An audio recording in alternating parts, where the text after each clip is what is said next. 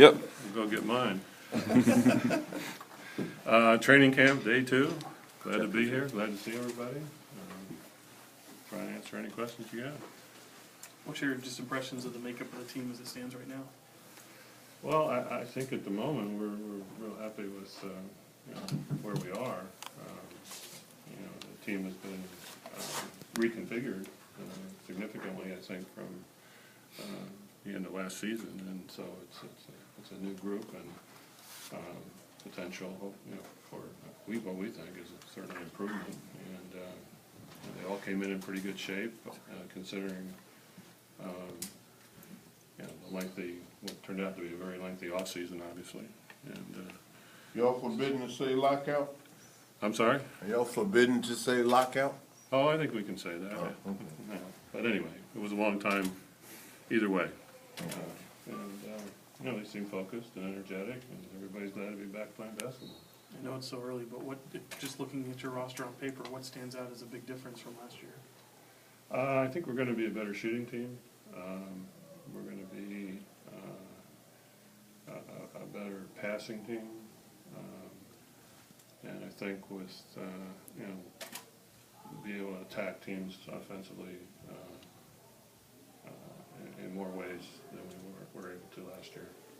At this point, salary-wise, do you have to add anybody else to get to the minimum, or are you good with the rookie signings and everything you've No, done? we're still about $1 million and change away from the minimum salary.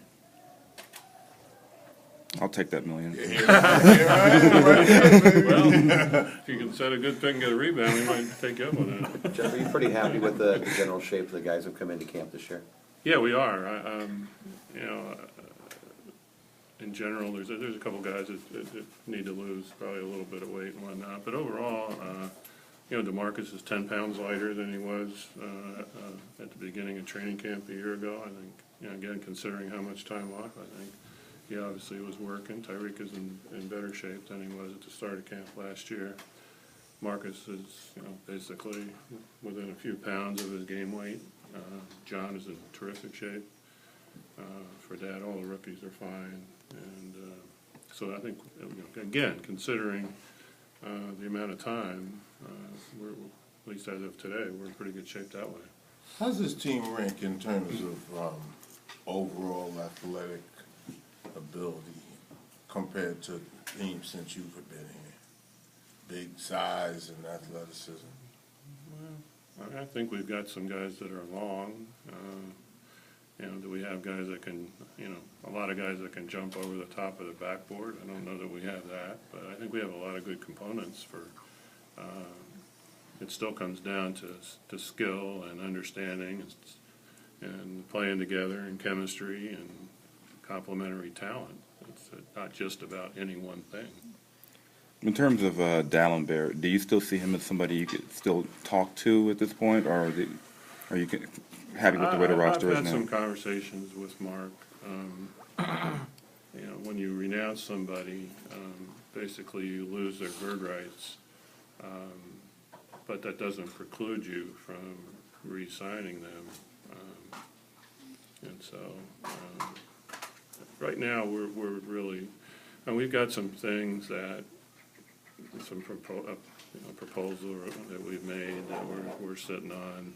We're also going to sit here and look at the amnesty situation, and then just what happens normally in free agency is, what may either, and with the room we still have, there's tremendous flexibility for trades, with players and salaries and whatnot.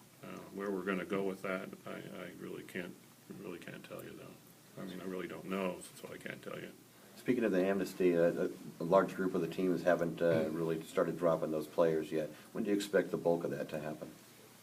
Well, I'm not sure. There's a lot of speculation about players that were going to be amnestied. I'm not sure that it's going to be initially to the extent that people outside of the team thought they were going to do it. But, there's been a few so far, and there'll probably be a few more. I mean, in some of those cases, they may not amnesty until they know they need to use the money for something else, especially if it's a player that is still productive and capable of playing. What was your reaction to what went on with the Chris Paul and Commissioner Stern stepping in? I just think that when you're managing a team, regardless, and you're trying to decide what's the best thing going forward for your franchise, right, and your team when you, make trades or make decisions about the future direction of your team. And they made a decision at that time anyway they thought was in the best interest of the franchise. I mean, someone who has to put together a roster for franchise yourself, I mean, how would you react to a scenario that way? Well, it's hard because I don't know what the other options were, what had been discussed, what might still be hanging out there in the future, or things they might want to revisit. You just don't have all the information, so it's hard to make a judgment.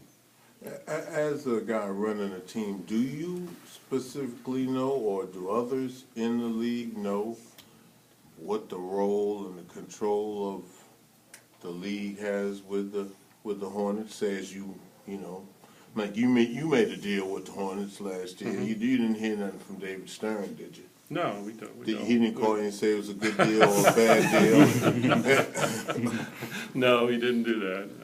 No, we dealt with Dell Demps the entire time, and we talked to Dell, along with other general managers all the time. We don't call the league to talk about what the Hornets will do. So it's a surprise that Stern stepped in and played the role that he played. Well, they still own the team. They're just like any owner. I mean, well, they're not like any owner. They're the commissioner of the league. They have an ownership position, okay?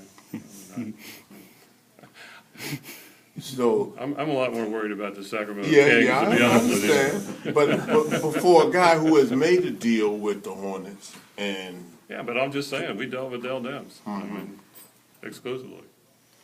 Geoff, coming into the season with 4 new rotations.